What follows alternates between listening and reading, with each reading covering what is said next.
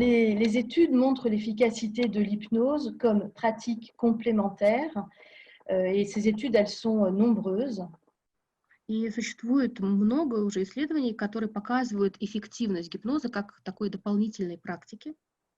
Que ce soit dans la gestion de la douleur, du stress, des phobies, des troubles neurologiques, Для боли, стресса, фобий, неврологических проблем. cela peut aller jusqu'à une suppression du stress, une suppression de la douleur, ou sinon une modulation de la douleur. То есть он может в некоторых случаях совсем убрать боль и стресс, а в некоторых случаях регулировать ее. Et ce qui est le plus intéressant, je trouve aussi, ce sont les études qui montrent que l'hypnose est efficace, mais plus efficace encore, l'auto-hypnose.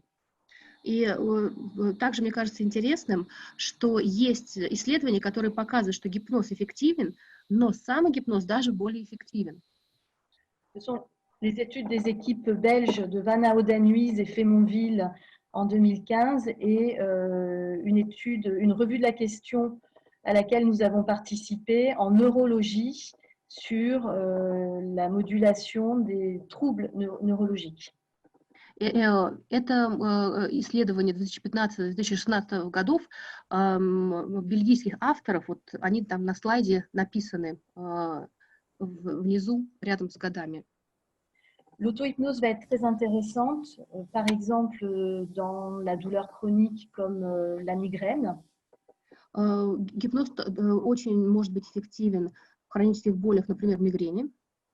On sait que l'hypnose va diminuer l'intensité et la fréquence des crises de migraine. Гипноз может уменьшить интенсивность и частоту возникновения приступов мигрени.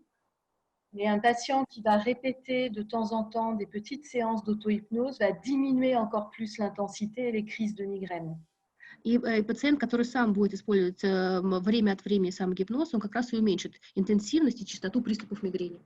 On est vraiment dans le champ de la santé intégrative où on redonne au patient aussi des outils, sa capacité à faire face lorsqu'il est confronté à la douleur et au stress.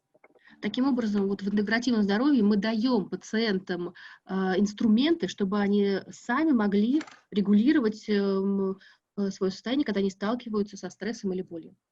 On voit aussi pour les soins qui peuvent être douloureux que les patients qui vont apprendre l'auto-hypnose vont pouvoir aussi réguler la douleur dans des soins répétitifs, par exemple. Ну и также мы можем обучить пациентов самогипнозу для подготовки к какой-то неприятной болезненной медицинской процедуре.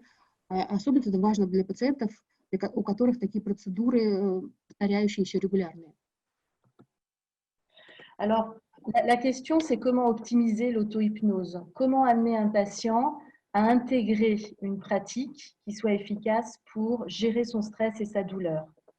И вопрос, как научить пациента самогипнозу, как интегрировать самогипноз в его жизни для того, чтобы было меньше боли et было больше эффективности. Comment amener un patient à pouvoir rester dans un bon équilibre, même s'il y a une douleur qui est un peu plus présente, même s'il y a un stress, et en action?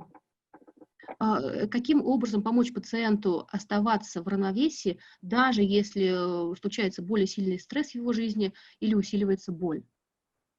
Alors, les approches intégratives, et nous travaillons beaucoup avec les résultats des études de l'Institut de recherche biomédicale des armées en France.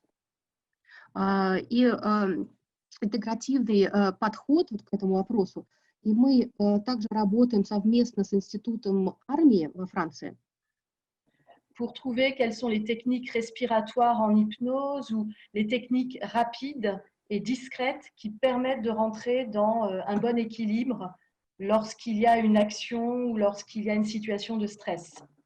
Мы изучаем, какие есть техники, дыхательные техники или какие-то другие техники, которые являются быстрыми, незаметными и помогают быстро вернуться в равновесие во время стрессовой ситуации.